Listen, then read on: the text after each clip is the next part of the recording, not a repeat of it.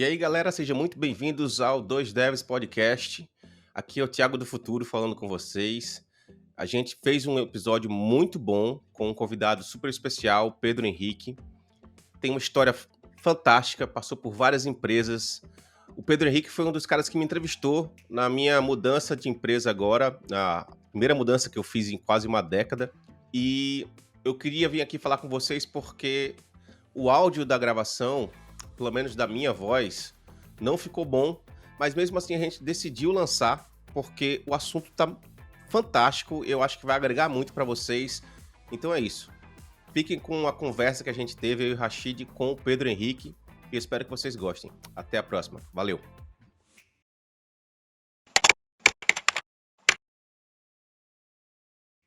Beleza, vambora. Bom, para começar me apresentando, eu sou Pedro Henrique Rabelo. Na verdade eu tenho mais nomes aí no meio, mas se eu for falar meu nome inteiro vai acabar tomando o tempo todo do programa, não é essa a intenção.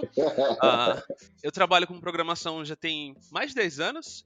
Comecei trabalhando há muito tempo atrás como estagiário na TIM, empresa de telecomunicação.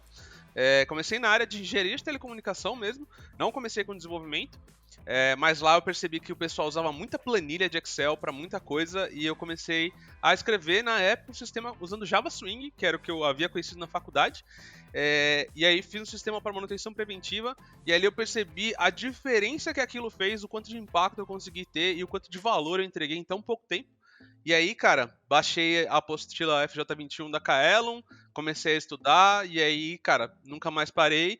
E hoje são mais de 10 anos trabalhando com programação. Hoje não trabalho mais com Java, trabalho com Elixir, mas já trabalhei com Java por uns 10 anos, mais ou menos. Trabalhei um pouco com Go, fiz uma ou outra coisa com Python, toquei em alguma coisa de Ruby, mas, digamos, as duas linguagens que eu tenho proficiência é Java e Elixir. Então são encontrou mais dois javeiros aqui. Cara, é engraçado você falar da apostila da Kaelon, porque essa apostila é famosa demais, cara. Eu peguei essa apostila, velho. Eu estudei por ela também. Meu irmão, a Kaelon era assim, é porque mudou hoje, o nome é Alura hoje, né? Mas a Kaelon era massa. Eu fiz muito curso lá na época, velho.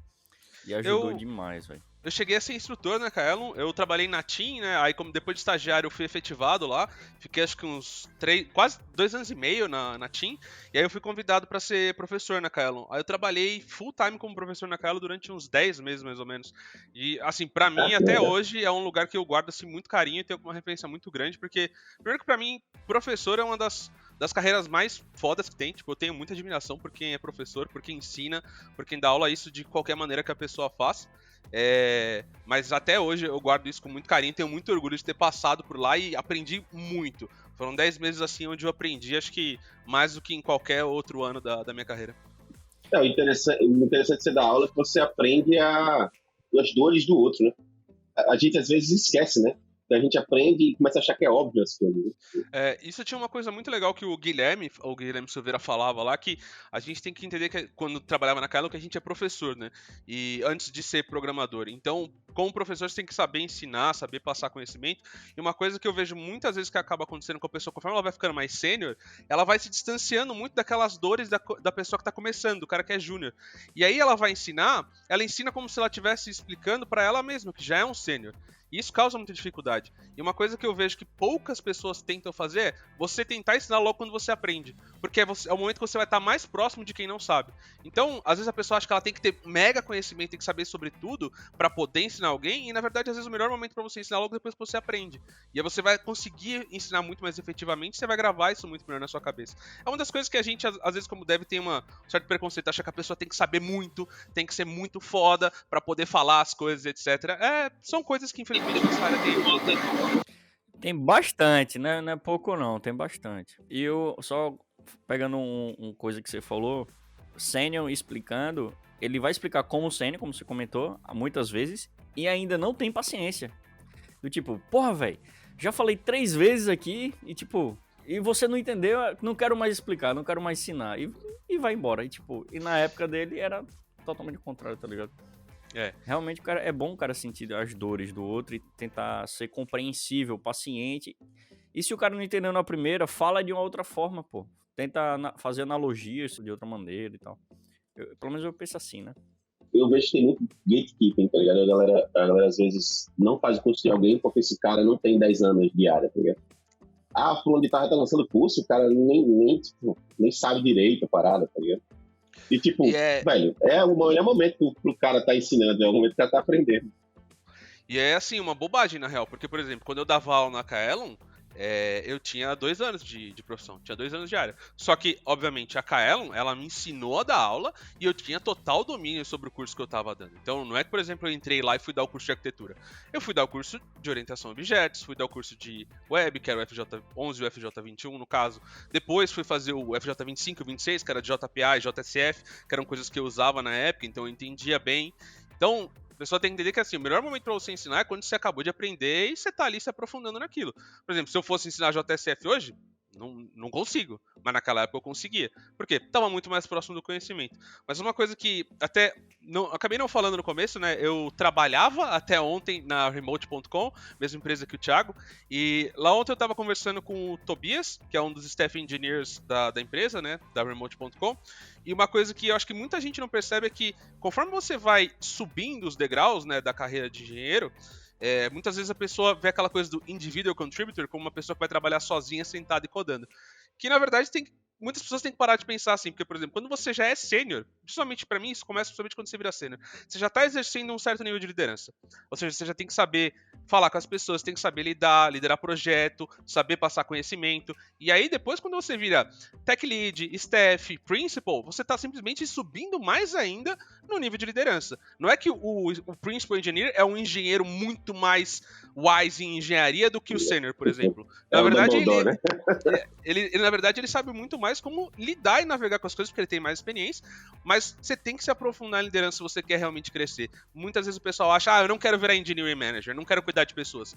Cara, esquece, você vai ter que trabalhar com pessoas, você vai trabalhar com times, seres humanos, a nossa área é assim que vai funcionar. Você quer sentar e se isolar, você vai ficar estagnado na sua carreira. Você não vai conseguir se tornar um principal, você não vai conseguir se tornar um staff. Você até pode vir a ser em alguns lugares específicos, onde você vai resolver alguns problemas específicos, mas aí você tem que ser muito, muito bom. Então você tem que ser um cara muito bom num assunto específico, sei lá, de compiladores, aí você vai ser principal engineer num lugar que precisa muito de alguém que manja muito de compiladores. Mas são raras as exceções para esse tipo de coisa. No nosso mundo de desenvolvimento web, você realmente precisa saber entender projeto, lidar com pessoas, e é uma coisa que infelizmente também a gente não exercita muito, né? A gente acaba simplesmente achando que é só codar.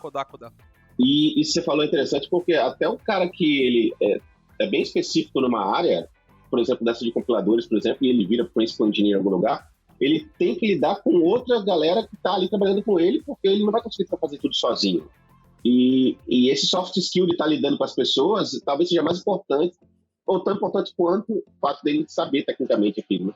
E que eu percebo que a gente, quando está num nível mais alto, sei lá, na cadeia ali da carreira, a gente passa mais tempo até conversando com os outros e tentando descobrir os problemas, se as pessoas entenderam bem, ou se a gente consegue, sei lá, conversar sobre eles com outras pessoas e ajudar as pessoas do que fazer as nossas coisas, na verdade. E, a gente vê muita gente achando que se não tiver feito algo, não produziu nada. Quando, na verdade, a produção do cara geralmente é mais no sentido de, ajudar as outras pessoas a fazerem o que elas estão fazendo.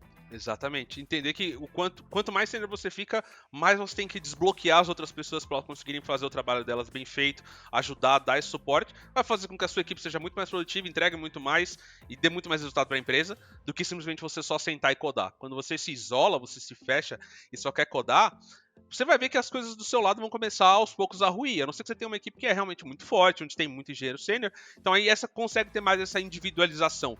Mas eu, particularmente, acho que também não é legal trabalhar num ambiente onde só tem sênior. Porque muitas vezes acaba tendo muita discussão teórica sobre a engenharia de software como um todo e pouca entrega também. É verdade. Rapaz, eu acho que quando você fala muito, sênior deve ser, mais de 50, 100, né? Eu trabalhei numa equipe com Ramos, que tinham 8 sêniors. Foi maravilha. Perfeito, assim. Mas por quê? Porque todo mundo tinha a cabeça aberta, todo mundo realmente tentava entender o outro e tentava fazer o melhor possível, não ficava naquela mesquiaria de egoísmo ou algo do gênero, assim. Eu acho que se tivesse muito mais pessoas na equipe, provavelmente ia ter uma personalidade diferente, sabe? Uma coisa que eu percebo a maioria das coisas que você faz no projeto, não são de complexidade alta, são de complexidade baixa, né? E você tem sempre o core ali, que é o core do business, que tem a complexidade mais alta. Se você só bota pessoas que são, todos eles já muito experientes e tal, vai se tornar chato a maior parte do trabalho para essas pessoas, na verdade. Então você tem que ter uma equipe que seja misturada ali, uma galera que vai achar legal fazer aquilo, uma galera já que não acha mais legal fazer aquilo vai estar ali para ajudar aquela outra galera, e tem outros problemas complexos para resolver. E a grande maioria dos problemas que eu vejo, inclusive na Remote, eu tenho visto muito, é entender qual é o problema para resolver. Na verdade, não é nem ter problema para resolver, qual é o problema que a gente está resolvendo. Porque às vezes a gente não sabe direito qual é o problema, se o problema existe, qual é o problema que está acontecendo com as pessoas. Então, tem muita conversa e pergunta com a galera que é, digamos assim, seriam os POs, assim, a galera que realmente está ali sei lá, na lida ali e tendo problema diariamente. Então, saber conversar com essas pessoas acho que talvez mais importante do que saber codar a parada. Você vê isso também? 100%. Eu acho que, principalmente um ponto que o Rashid levantou, que é as pessoas terem mente aberta, né? Porque, por exemplo, se você está num time, por exemplo, como era o caso da Remote, né? Remote.com, para quem não sabe, é uma empresa que atua basicamente no mundo inteiro e ajuda você a contratar pessoas em qualquer lugar do mundo. Então, imagina, você vai fazer alguma regra, alguma coisa nova, você tem que, na verdade, considerar que isso pode ser para vários países e cada país vai ter aí as suas grandes diferenças, etc. Então, é muito mais sobre você conseguir dialogar com as pessoas de operação que têm a dor, que têm o problema, entender e internalizar esse problema e poder dar uma boa solução, do que simplesmente codar algo muito difícil, né? E aí que entra essa coisa que a gente falou que eu acho que é muito importante, que é ter a cabeça aberta. Se você tem um time que tem a cabeça aberta e está disposto a realmente entender os problemas, apresentar soluções e não ficar simplesmente esperando um PO ou um PM trazer as coisas prontas, as coisas começam a fluir. Agora, se você tem muito dessa coisa do cara, tipo, não, eu só resolvo um problema difícil, eu quero pegar e colocar isso, aquilo na stack, às vezes é uma stack super simples, o cara quer colocar 4, 5 tecnologias novas, porque ele fez curso disso e aquilo e agora ele quer testar, você acaba ficando com uma stack que é mais difícil de manter, tem mais problema, ninguém entende, e nada sai, nada vai pra frente. E acaba acontecendo em muitos lugares. Verdade. Demais. Proatividade, né? Tipo, é realmente importantíssimo para qualquer pessoa, mas você chega num ponto onde você não tá ali para esperar que as outras pessoas digam para você o que você tem que fazer. Você tá naquele ponto onde você vai gerar demanda para todo mundo, para você, vai conversar e tudo mais. E acho que isso diferencia muito o cara de mais novinho. Eu lembro quando eu comecei a carreira, eu tinha medo até de falar com o gerente, assim, tipo, eu era novinho e tal, e eu trabalhei num ambiente meio, digamos assim, tóxico, né? E eu não sabia que era tóxico porque, né? Você só vai saber depois, né? Mas, assim, eu ficava meio assim, sabe? Porra, eu não vou lá dar essa ideia porque esse cara vai dar 3 gritos em mim aqui. E trabalhar num ambiente como o da Remote, por exemplo, ou outras empresas, que as pessoas acolhem você, isso faz com que as pessoas realmente se sintam livres para poder dar as ideias, elas sabem que não vão ser julgadas e tudo mais. Isso é importantíssimo. Até uma pessoa que é proativa e está num lugar meio tóxico, ela acaba não deixando de ser, né? Com certeza. O Pedro, aí depois que você foi instrutor da Kaelon, você passou 2 anos, é isso que você comentou? E aí depois... Na Kaelon eu fiquei 10 meses. 10 meses. Quase um ano ali, só dando aula, né? Full time. E aí depois de lá, você foi pra onde? Foi pra uma empresa ainda brasileira? Como é que foi a sua sequência de carreira, evolução de carreira? Bom, depois lá da Kaelon eu fui pra empresas brasileiras ainda trabalhando com Java. Aí eu passei pelo Açaí Atacadista, que é do Grupo Pão de Açúcar. Morava aqui na Zona Leste de São Paulo, ficava ali perto de casa. Depois eu fui pra Cielo, empresa de processamento de cartão de crédito, né? Que já foi uma das maiores empresas do Brasil, hoje já não é mais. Depois eu fui pro Mercado Livre, onde eu também atuei como Tech Lead. Mercado Livre aí é uma escala bizarra, e aí quando eu digo escala não é só no sentido de throughput, mas é porque eram mais de 2.000 engenheiros, e tinha mais de 6.000 aplicações, mais de 12.000 deploys por dia, então poder vivenciar esse nível de escala. Nossa, de time, 12.000 deploys? Foi um negócio muito maluco. Era realmente muito diferente, acho que de todo outro lugar que eu já trabalhei e que eu tenho trabalhado até recentemente. Como Tech Lead no Mercado Livre, quantas pessoas você trabalhava e tal? Eram pequenas equipes? Você consegue dar uma geral assim de como era? Claro. Bom, quando eu entrei, a equipe ela tava com 3 pessoas, eu ajudei a expandir essa equipe para basicamente uma equipe de 15, mas tinha 2 equipes também que eram, digamos, horizontais, que cruzavam na parte de negócio com a equipe que eu atuava, que não tinham tech leads, então eu prestava um apoio. Eu não era o tech lead dessas equipes, Sim. mas eu, digamos, estava sempre dando o apoio de tech lead para essas equipes quando era necessário. Trabalhava numa parte que chama Warehouse Management System, né, que é basicamente um sistema para fazer gerenciamento dos warehouses do Mercado Livre. Mercado Livre hoje tem centro de distribuição a dar com pau, tem muitos, tanto que você compra as coisas e chega no mesmo dia por conta disso. E eu ajudei nisso, né? Eu trabalhava principalmente na parte do que é chamado de inbound, que é receber as mercadorias no centro de distribuição. Obviamente, o Mercado Livre vai vender as coisas para vários sellers, né? O Marketplace. Então tem toda a parte de identificação, estocagem, etc. Então eu trabalhava nessa parte. E aí a equipe, quando eu saí, a equipe tinha em torno de umas 15 pessoas. A equipe do qual era a Tech Lead. Eram 2 equipes, no caso, tá? O que te fez sair? Porque me parece que era uma empresa boa e com puta desafio, assim, ainda, né? O que me fez sair, na verdade, do Mercado Livre foi o Elixir.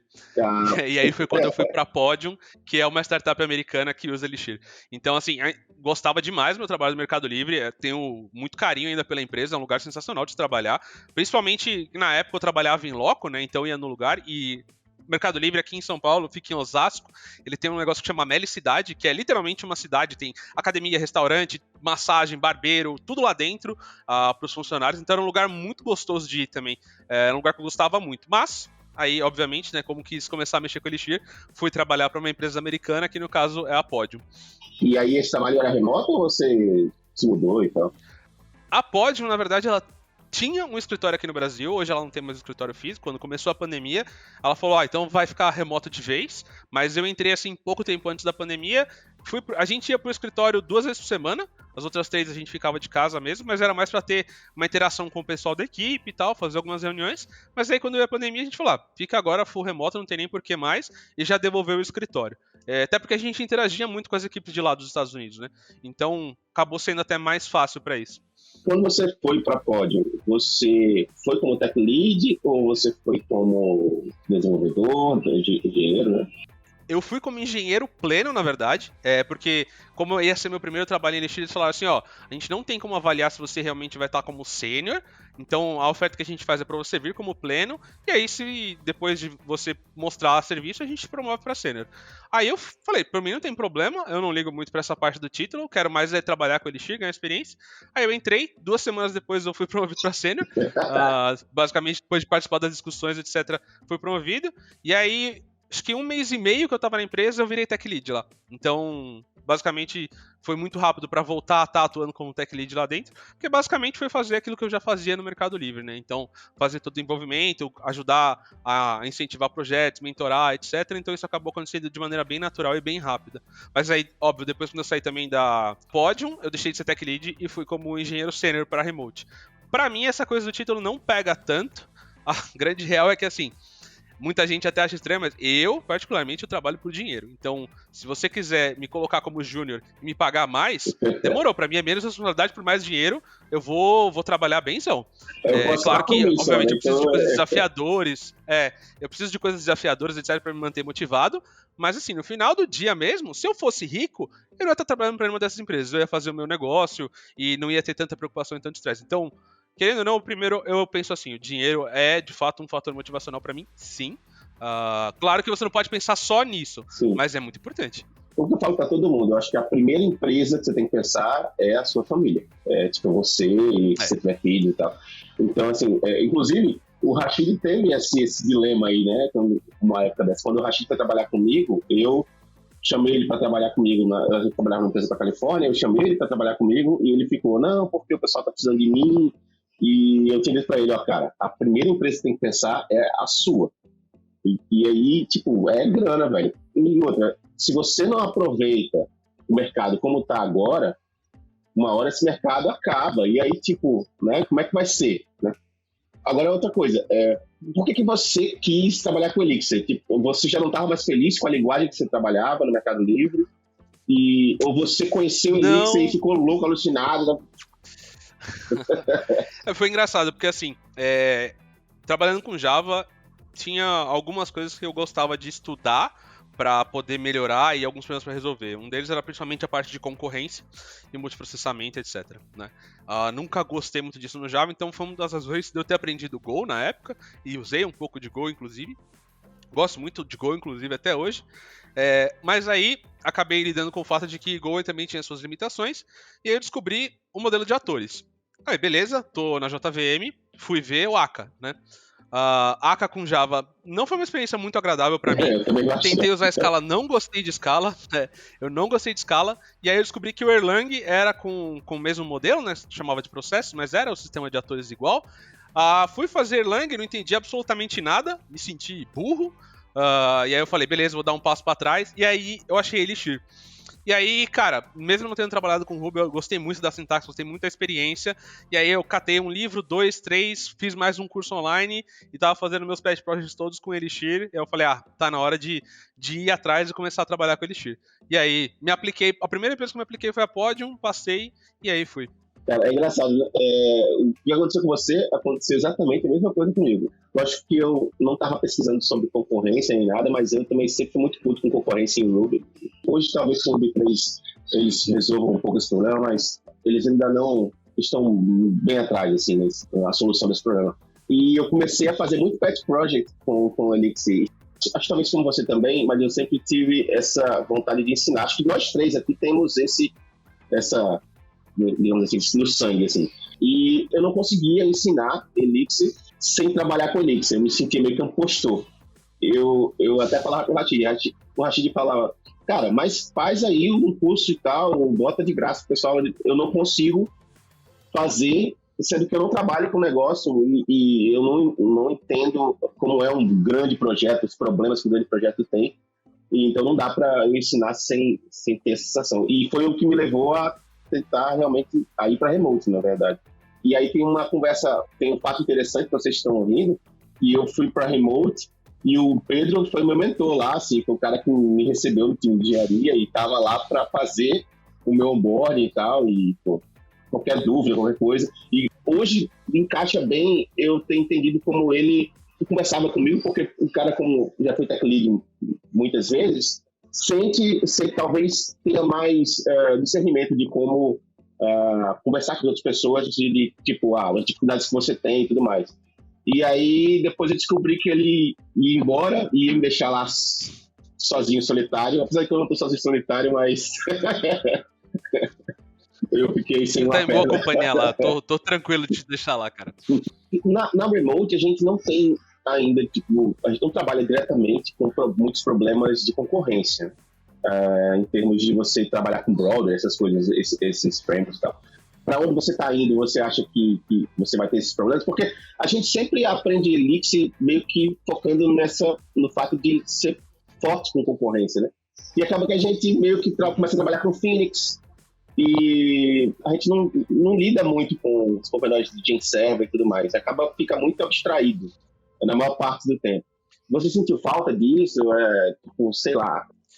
Eu tenho um gosto por desafios técnicos, não necessariamente de produto, mas eles não precisam necessariamente ser específicos de ter larga escala ou ser de concorrência.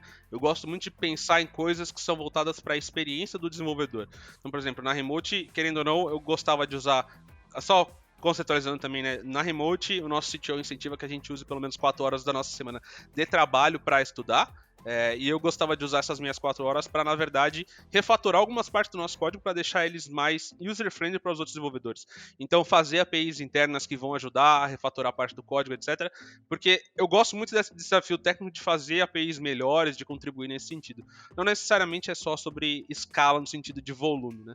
Mas sim, na empresa que eu estou indo agora, que é a Hatch, usehatchapp.com, a empresa tem basicamente um sistema de mensageria de chat, né? Então tem N problemas que vem quando você tem pessoas ali se comunicando em near real time.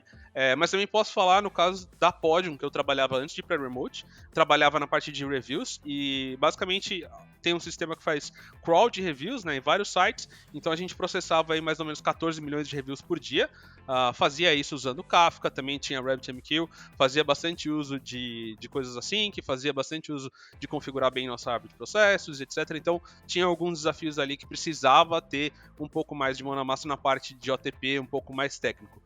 Claro, também trabalhava com alguns caras que eram muito feras, que são bastante conhecidos na comunidade. Um deles é o Milhouse, que é uma das pessoas que organiza o Elag de São Paulo, né, o grupo de Elixir aqui de São Paulo, que também ajudou a organizar o Elixir Brasil. Então, poder trabalhar com pessoas assim também me deu bastante experiência muito rápido com Elixir e OTP. Que são coisas que geralmente acaba demorando um pouco mais para você pegar no dia a dia, mas como estava exposto ali bastante, deu para pegar uma boa experiência bem rápido.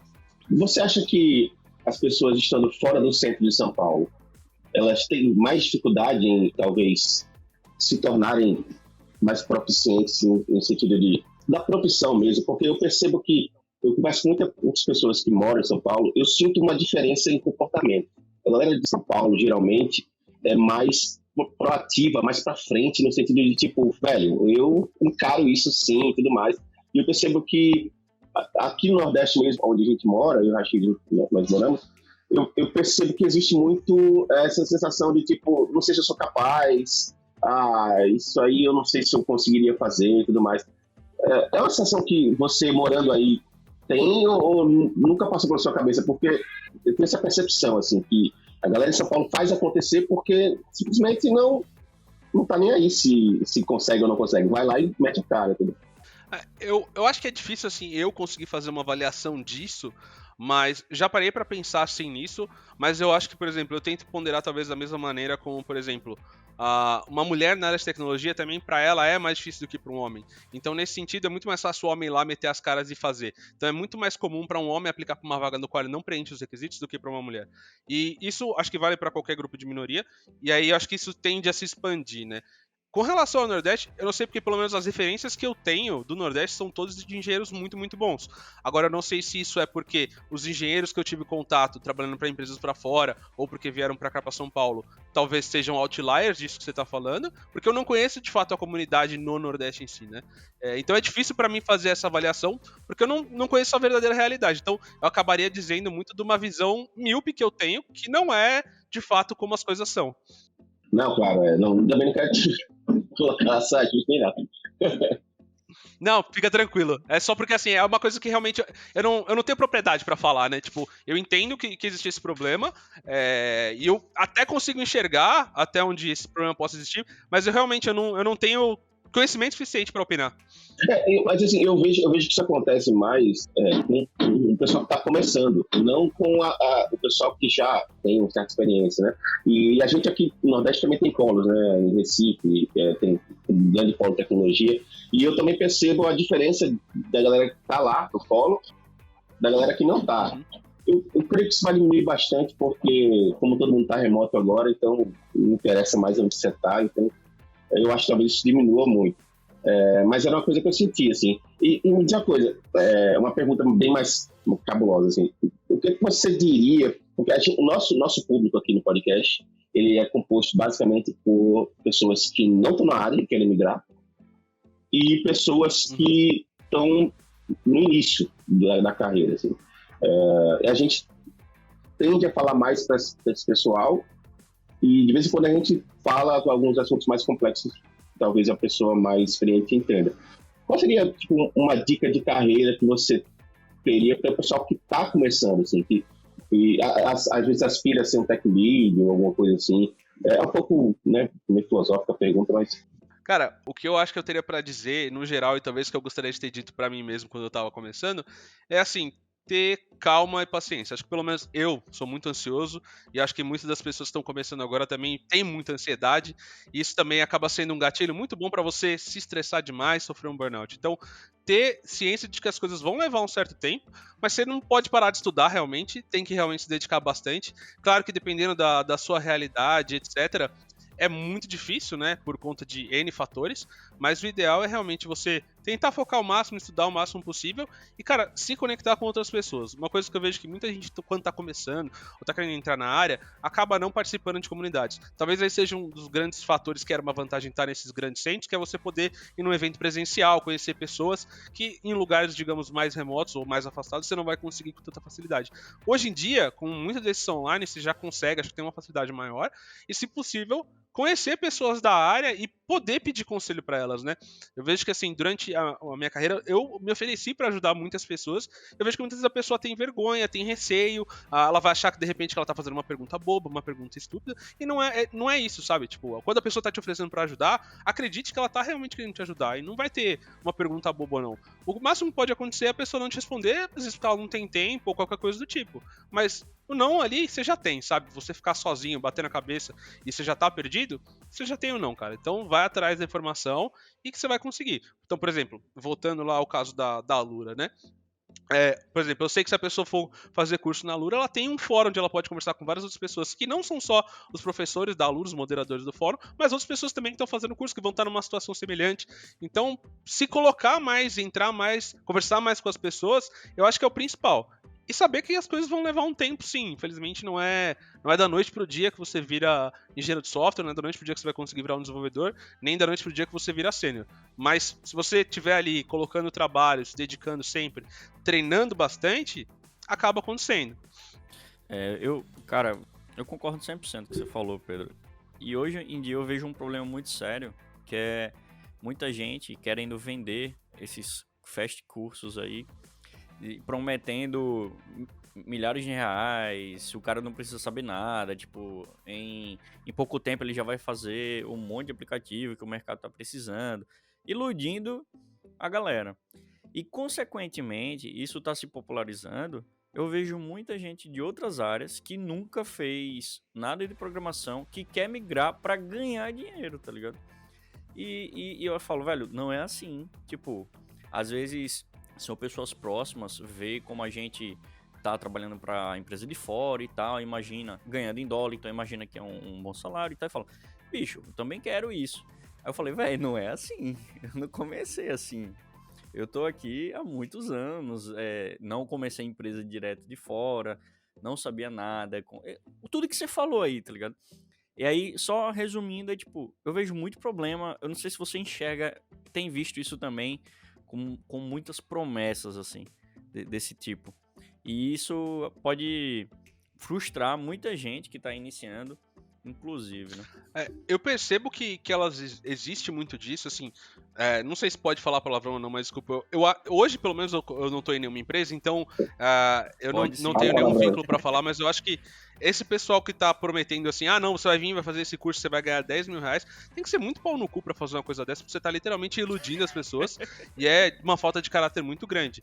Eu acho que assim, muitas pessoas querem entrar na área de tecnologia porque de fato tem uma alta demanda, hoje tem salários que, na minha opinião, às vezes são até irreais, né, valores que realmente fogem da realidade, principalmente se você trabalha de repente numa empresa da Califórnia, e aí às vezes a empresa paga com salário baseado lá na Califórnia, então a gente tá falando de, conheço engenheiros que recebem aí $200 mil por ano, né, que é, cara, o dólar do jeito que tá, tipo, o cara literalmente em um ano de trabalho, o cara é milionário. Exatamente. Beleza, tá tudo bem. Gostaria eu estar ganhando $200 mil, ia ficar mega feliz, e gostaria que todo mundo pudesse ter a oportunidade de fazer isso. Mas assim, os caras que estão ganhando essa grana absurda, né, que é o que todo mundo fala, que ganha mais até que muito médico no Brasil, são caras que estão trabalhando há muito tempo na área, né, como a gente falou, mas eu acho que assim, tem que entender que no começo, por exemplo, o meu emprego na área, meu primeiro emprego na área foi com o Delphi, eu ganhava R$500, foi antes da TIM, inclusive, era um outro estágio, eu ganhava R$500, e foi aí que começou. Então, fazer isso única e exclusivamente por dinheiro, é difícil você conseguir chegar realmente no dinheiro, porque requer muito tempo, muita dedicação, e você conseguir se dedicar a uma coisa no qual você vê única e exclusivamente por dinheiro, eu acho muito difícil. Como eu falei, eu ainda trabalho por dinheiro, mas eu gosto muito de programação. Então, no meu tempo livre, não é sempre, óbvio, principalmente agora que eu tô mais velho, família, etc., eu não pretendo gastar meu sábado e domingo programando mais. Mas quando eu era mais jovem eu fazia. Por quê? Porque eu gostava. E isso, obviamente, faz diferença na sua carreira, né? Então, se você gosta, faz muita diferença. Não acho que isso seja um impeditivo para entrar ou não na área, mas acho que às vezes talvez o pessoal possa também saber, entender que a área é um pouco maior do que só desenvolvimento, né? Então, por exemplo, a área de produto é muito carente. Então, se você é uma pessoa que consegue conversar bem, consegue gerenciar as coisas bem, talvez faça mais sentido você entrar com um produto, ao invés de querer entrar como engenheiro. Então, a área, querendo ou não, ela é muito vasta também. Então, a gente também tem que parar de olhar, achar que é só esse pedaço de engenheiro. E acho que isso também é muito culpa do que o pessoal vende, né? O pessoal vende muito que você vai virar programador e isso vai ganhar muito dinheiro, então você vai virar um cientista de dados, isso vai ganhar muito dinheiro, blá, blá, blá, blá. E não é bem por aí, né, cara? Eu acho que, assim, tem que entender que, de novo, vai levar um bom tempo, você tem que realmente ter pelo menos um mínimo de amor sobre aquilo, senão vai ser muito difícil, cara, você se dedicar horas e horas do seu dia num negócio que você não gosta. Aí, cara, é outra receita pra burnout, é outra receita pra depressão, então tem que saber ponderar as coisas. E tipo, isso é fato mesmo. Muita gente acha que programação não dá burnout, que não consome mentalmente, que é muito tranquilo. Bicho, tem caso que não, tem dia que não, tem dia que o bicho tá pegando, que a gente começa a pensar, caramba, velho, isso aqui era pra ser tão simples e tá tão complexo, aí você começa a se cobrar e assim por diante. Eu concordo contigo, a gente tem que amar o que faz também, assim, não amar, mas tem que ter um mínimo de gosto que você sinta prazer fazendo. Vai ter dias que mesmo eu amando programar, eu vou ficar puto com a programação e eu não quero nem ver ela pintada de ouro durante alguns dias. Mas, no geral, tem que ter um sentimento, assim. Eu acho que, para longo prazo, qualquer profissão teria que ter isso, sabe? Eu vejo muita gente fazendo concurso ou focando para ser desembargador, ou juiz, ou médico. E os caras odeiam isso. Eu pergunto, pô, mas por que você fez isso? Pela grana. E aí, o que é que acontece com esses caras? Começam a entrar em burnout, começam a, depois de 10 anos de carreira, fazendo o que ele não gosta diariamente, começa a se frustrar, a querer empreender, que não vejo errado, mas querer sair daquele meio que ele tava fazendo dinheiro e tentar fazer outra coisa, se aposentar mais cedo. Olha que viagem, tá ligado? Assim, viagem no sentido Sim. de, tipo, não precisaria, né? Talvez juntar sempre um pouco do prazer ajudaria bastante. E é engraçado, né? Porque, como você falou, Rashid, não é só na nossa área que acontece, né? Então você vê, por exemplo, a medicina sempre foi uma área que envolveu muito dinheiro, porque sempre teve muita pouca demanda, e sempre foi com uma barreira de entrada muito alta, né? Você tem que ter um investimento muito grande. Então, geralmente são pessoas que vêm de famílias com dinheiro para poder cursar medicina, né? E você vê, pelo menos eu aqui em São Paulo, né? Tem até que uma oferta grande quando você tem um plano bom de saúde, você tem uma boa oferta de médicos, né?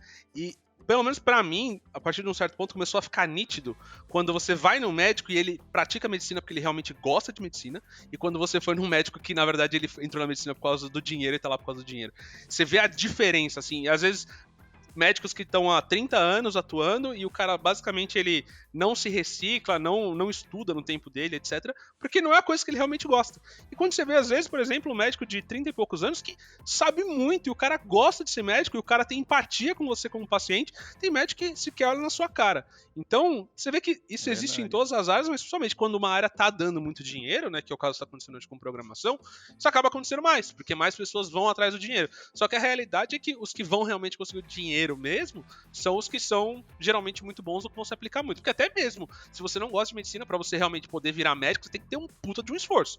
A gente tá falando de 5 anos de uma faculdade muito difícil, não é um negócio trivial. No mínimo. Então, assim, porque ainda tem as residências e tal. Isso aí é quase 10 anos. Exato. Então, assim, mesmo você não gostando, você vai ter que botar muita disciplina, você vai ter que botar muito do seu tempo, né? Então, o que eu acho assim, sempre pensa se é isso realmente que você quer da sua vida, sabe? Você vai colocar muito tempo nisso, pra depois você chegar lá na frente e de repente se decepcionar, aí pode ser que você vai olhar pra trás e vai ficar mais decepcionado com o tempo que você, entre aspas, perdeu, né?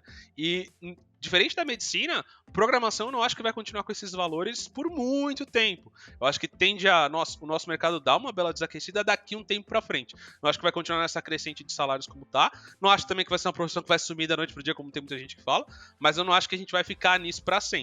Então acho que também tem muito desenvolvedor que tá achando, tipo, começou a ganhar salários muito bons hoje, já começa a financiar casa, carro, etc, e vai viver nessa vida por mais 10, 15 anos. Eu particularmente não acho isso. Mas acho que tem que continuar pensando assim. Eu, particularmente, não fico tanto pensando, porque pra mim é o que eu vou estar fazendo pro resto da minha vida. Porque eu gosto muito. Então, vai ser isso e pronto, acabou.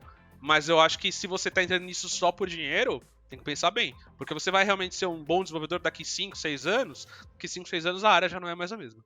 Pedro, então tu acha que é meio que uma bolha que a gente tá vendo, bolha salarial que eu falo? Eu acho que tem um pouco de bolha, mas assim, muito no sentido hoje ainda é por conta da falta de mão de obra, né? Então, tem muita empresa que vai pagar muito porque realmente não tem onde contratar. Mas eu acho que tem um pouco de bolha porque tem muito daquela coisa do dinheiro ali, da Califórnia principalmente, que acabou elevando muito alguns patamares de salário. Então, eu acho que as coisas tendem a dar uma estabilizada, diminuir um pouco. Claro que isso varia, né? Se você de repente está trabalhando para empresas aqui no Brasil, provavelmente você não tá tanto nessa vibe de pensar nessas grandes diferenças. Mas eu acho que tende a dar uma estabilizada um pouco. Eu acho que assim, essa coisa de imaginar que engenheiro de software vai estar tudo ganhando $200 mil, como falei, são poucos que eu conheço que ganham esse valor, são caras que manjam muito. Gostaria também. São caras que manjam muito. Quero. Eu gostaria de estar ganhando $200 mil, mas eu não acho que vai ser factível, sabe? Quando eu chegar no nível deles, eu não acho que esse salário de 200 mil vai estar mais disponível, entendeu? Eu acho até que não existe isso de você chegar no nível deles. Eu acho que talvez você já esteja no nível deles há muito tempo. E o que te falta é a oportunidade, a janela aberta, no sentido de, tipo, a gente sabe que Nova York e Califórnia pagam salários nessa faixa, mas também são lugares muito caros de se viver. A Alemanha paga salários muito bons, mas também é um lugar muito caro de se viver. Então, às vezes, de repente, se for para você ganhar 200 mil para ir morar em Nova York, talvez não valha tanto a pena. O ideal seria você tentar ganhar 200 mil morando onde você mora. O que seja quase impossível de acontecer, talvez. E aí falta essa janela aberta, que eu acho que talvez não aconteça. Eu provavelmente não expliquei bem, porque a minha cabeça, assim, eu não penso em sair do Brasil, por todos os problemas que o Brasil tem, por o nosso maravilhoso presidente completamente maluco e retardado, eu não penso em sair do Brasil de jeito nenhum, porque, de fato, minha família tá aqui, tudo que eu tenho tá aqui, mas, assim, quando eu falo essa coisa desse salário fantasioso, falando muito dos brasileiros que estão aqui trabalhando pra fora, né? Então, por exemplo, de novo, né? Eu conheço algumas pessoas que ganham $200 mil por ano e, tipo, é literalmente um ano de trabalho que você vira milionário, né? E eu acho que é completamente surreal. Fico feliz por eles, gostaria de estar na posição deles. Não vou ser hipócrita, adoraria ganhar $200 mil, mas eu acho que essa coisa de ganhar $200 mil trabalhando aqui do Brasil é algo que vai começar a ter menos e menos. Eu acho que não vai ser uma coisa que vai continuar acontecendo. Acho que, por exemplo, quando eu estiver no nível de um engenheiro que é, por exemplo, um principal engineer numa empresa da Califórnia ou de Nova York, que ganha lá seus 200 e poucos mil dólares, eu acho que já vai ter diminuído isso. Então acho que vai estar uma coisa um pouco mais normal. Ainda acho que sim, vou ganhar muito bem para ter uma vida confortável, etc. Mas eu não acho que é como está acontecendo com alguns hoje. Tem muita gente entrando nisso, achando que amanhã ainda vai continuar crescendo, que vai continuar crescendo e crescendo. Eu acho que não. Acho que talvez, principalmente, daqui a alguns anos as empresas vão voltar a querer que você se realoque, etc. Por N razões, né? Pedro, tem uma pergunta meio farpa aí. Você falou que é um cara que gosta de ganhar dinheiro. Eu acredito que você não mudou para Elixir para ganhar mais. Eu acho que porque acho que você começou a gostar mais pelo que você tem comentado. Aí a primeira pergunta é essa, tipo, confirmar, né?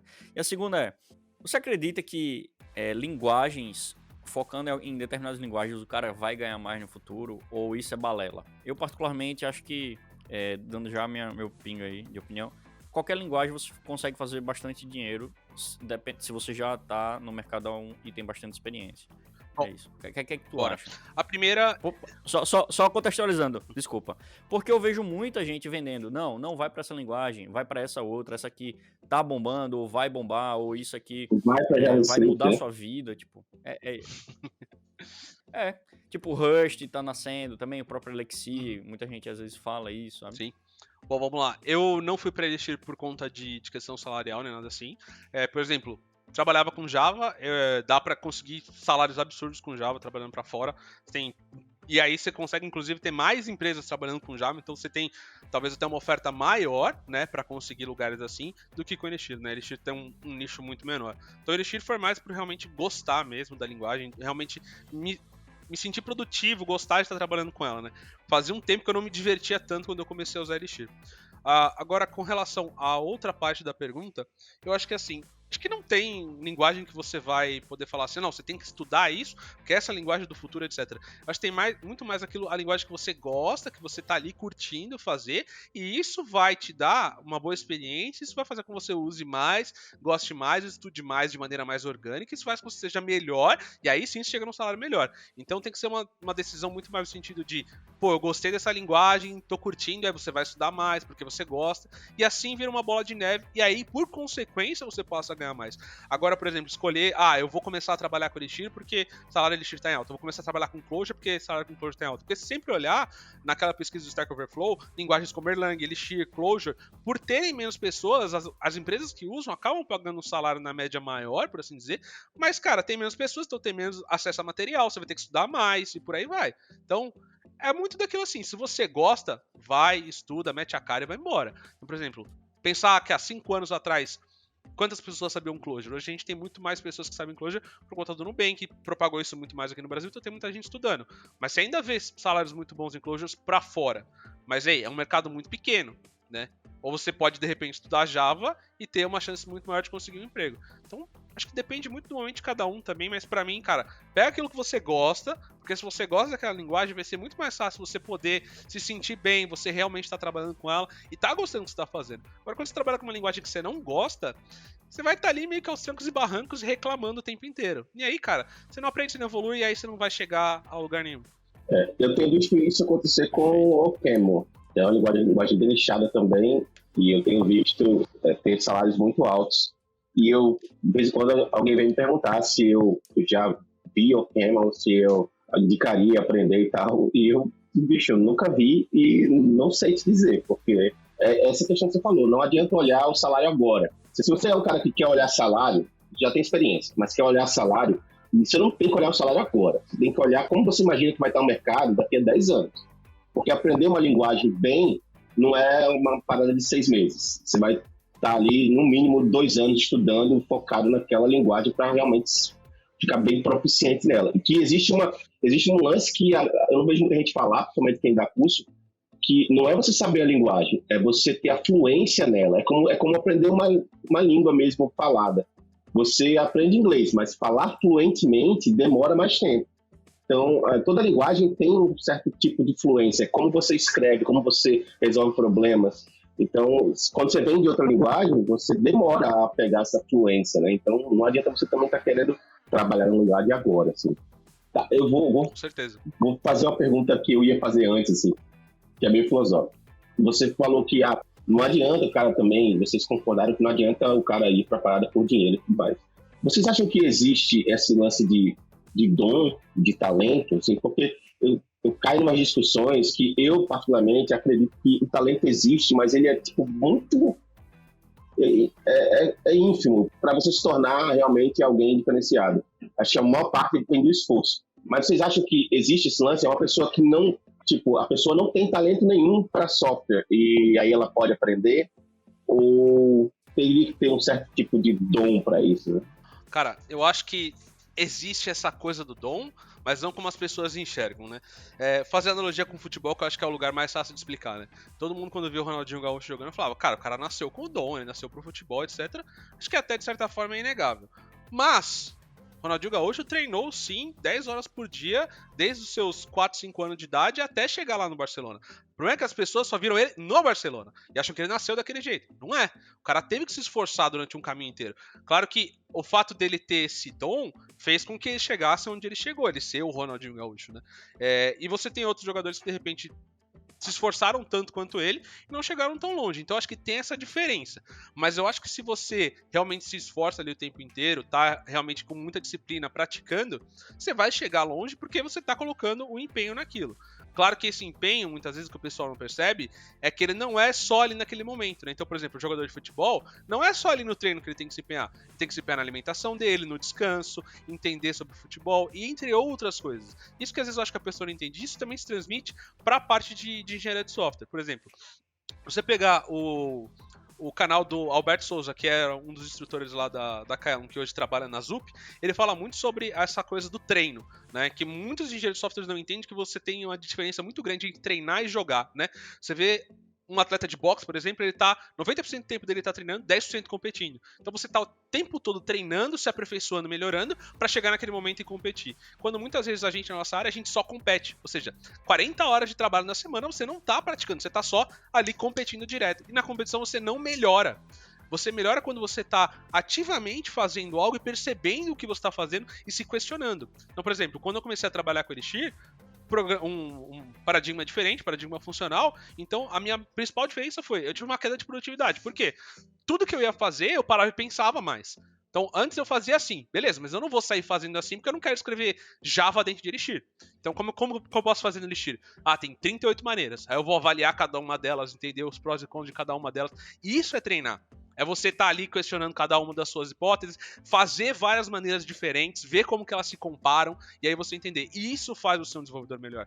Então, é a mesma coisa como no esporte. Você tá ali treinando, você tá lá treinar toque de bola. Você vai tocar a bola várias vezes, você vai entender qual que é a melhor maneira, quantas forças você precisa colocar, como fazer um bom passe. Isso vai se transmitir. E aí, quando você for jogar, você consegue dar um bom passe. É a mesma coisa com programação. Você tá ali treinando, você vai lá, entende, por exemplo, o módulo de enumerables do Elixir, entende pra que tem cada uma das funções, e aí quando você vai pro jogo, você consegue ter uma fluência maior e usar várias das opções que tem lá. Você não faz só reduce pra tudo, você não faz só it pra tudo, e faz quase que um código que é quase que imperativo ou estruturado. Você vai fazer realmente programação funcional. Então, pra mim, o negócio é treinar e ter disciplina, e treinar e ter disciplina. Isso que vai fazer você realmente ser diferente. É difícil fazer isso, porque requer tempo, requer esforço, não é sempre que você vai estar com a cabeça boa pra fazer isso, mas quanto mais você fizer, mais longe você vai. Dom, ele existe, mas na minha opinião, ele não te leva muito longe, não. O Alberto Souza fala muito sobre isso que você falou, que é a prática deliberada, né? Ele também fala sobre essa parada de carga cognitiva, né? É bem interessante. Inclusive, se vocês estão ouvindo e quiserem, a gente vai deixar na descrição o YouTube do Alberto Souza, que é bem legal. Inclusive, ele é um pesquisador, né, da área de software, não é só programador, né? Ele pesquisa como avançar a área também. É bem legal.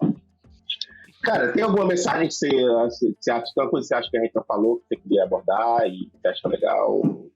Você vai ficar famoso agora, hein? O podcast é bem grandão. Cara, eu não tenho nenhuma mensagem assim específica. Eu acho que tudo que eu gostaria de falar, a gente acabou falando ao longo do programa. Eu acho que é isso, cara. Tipo, a nossa área, ela é muito gratificante em algumas coisas e é bem pesada em outras, então... Pra depressão, ansiedade, eu acho que é uma das coisas que mais acontece na nossa área, mas assim, ainda assim, eu acho que vale muito a pena, acho que é muito gratificante, mas você realmente tem que ter gosto pela coisa. Se você gostar, cara, vai fundo. Você que já tá na área, provavelmente já sabe disso, então não vai fazer diferença nenhuma de falar, mas claro, sempre lembrar aí também uma coisa que o Thiago falou pra mim, eu demorei pra perceber, mas que faz muita diferença em primeiro lugar, tem que vir você, a sua empresa, né, sua família, até porque nenhum CNPJ vale um AVC, então, que seja isso, cara, pensa mais em você, e isso não significa que você não vai fazer um bom trabalho, que você não vai ser valioso para sua empresa, mas a grande verdade é que na empresa ninguém é substituível, né, se você morrer, eles vão contratar outra pessoa e a empresa vai continuar, agora a sua família não vai ser a mesma se você tiver um ataque do coração e empacotar e desce para uma melhor. Velho, perfeito. Essa mensagem é perfeita, porque todos nós já passamos por um burnout, a gente já passou também. Eu acho que todo mundo com muito tempo de carreira sempre passou por aquela empresa do tipo, a gente é legal, vamos trabalhar final de semana, e é um final de semana, outro final de semana, outro final de semana, outro final de semana. E aí parece que você está vivendo de hora extra agora, né? Muita gente não olha para si mesmo, né? Para entender, eu tenho que cuidar da minha saúde. Inclusive, um ponto que a gente aborda muito é que programar é tipo a sua profissão e tal, e você passa muito tempo programando, porque além de estar trabalhando, você geralmente está estudando também, né, tendo essa prática que você falou, com essa disciplina, porém você tem que cuidar da saúde, cuidar do sono, cuidar de se exercitar, porque senão, parece incrível, mas você produz menos se você não cuidar dessa parte, né, então é importante você também cuidar da sua saúde, que é cuidar de você, e aí você está trabalhando para uma empresa que está te sugando, não vale a pena, cara. E lógico, nem todo mundo está na mesma situação, né? Tem gente que precisa daquele emprego e aí não tem escolha, mas é tentar realmente buscar uma escolha melhor e sempre pensar primeiro em você, porque a empresa, por melhor que ela seja, inclusive eu considero que hoje estou na melhor empresa que eu já trabalhei, né, que é a Remote, os valores que ela publica, realmente ela vive esses valores, mas empresa é empresa. Você não pode também achar que a empresa é a sua família. A sua família é em primeiro lugar. A empresa é em segundo lugar. O seu trabalho mas ele não pode exigir de você que você tenha um AVC, que é o que você falou mesmo. Cara, Pedro, só tenho a agradecer. Obrigado pela conversa de hoje. Muito massa. Espero que a gente consiga, se você tiver interesse, também fazer uma parte 2, puxar outros tópicos, talvez algo mais técnico também. Cara, por mim seria um prazer enorme. Foi muito bom estar aqui com vocês. E aí, cara, qualquer coisa é só chamar. O Thiago também tem meu contato direto. Fiquem à vontade. Tu tá no grupo de Elixir também, né? No Telegram? Beleza. Sim. Eu nunca olho aquele grupo. Como eu te falei, quando eu olho o grupo, ele já tem 500 mensagens e aí eu fico meio com preguiça de olhar. Mas é legal. É assim, galera, se vocês estão ouvindo, quiserem entrar, se esse cara que tá batendo aqui deixar eu falar, se vocês estiverem ouvindo aí e quiserem entrar na área de Elixir, a Elixir é uma comunidade, tem uma comunidade até grande no Brasil, muita gente boa. A galera geralmente é como o Pedro, assim, proativa, legal, tranquila, gosta de ensinar. E assim, eu acho que você só tem a ganhar, é uma comunidade que está crescendo muito, a linguagem está crescendo muito também. E assim, se você gostou da linguagem, viu a linguagem e se interessou, eu acho que vale a pena você tentar dar os primeiros passos. Inclusive, uma coisa que eu acho que ele se barra todo mundo é documentação. E documentação é foda no Elixir. Então, é fácil de aprender no sentido de que você sabe onde buscar as coisas. E é isso. Agradecer ao Pedro. Muito obrigado, Pedro, pelo seu tempo. Valeu mesmo. Tô puto ainda com você, mas vai passar. E, Rashid, valeu também pelo seu tempo. Tá difícil encontrar com você agora, né, Rashid? Mas a gente conseguiu hoje. Vou nem comentar, Ramos. Vou nem comentar. E, galera, muito obrigado por estarem ouvindo. Olha, Pedro, acho que a gente... Não, vou falar agora. A gente só conseguiu gravar por causa de você, Pedro. Porque quando é eu e ele, tá impossível. Esse cara é muito ocupado, Pedro. Esse cara é muito ocupado. Ele foi trabalhar no e-commerce e aí pronto, não tem jeito mais, né? Só quer saber de... Pedro, o cara marca comigo 7 da manhã, aí eu acordo e mando mensagem. Aí ele acorda 9 da manhã e fala, eita, eu tava dormindo. Mentira, isso aconteceu uma vez, cara. Não é bem assim não, mas eu tô generalizando, mas é por aí, é por aí. Bom, vamos deixar essa conversa pra depois.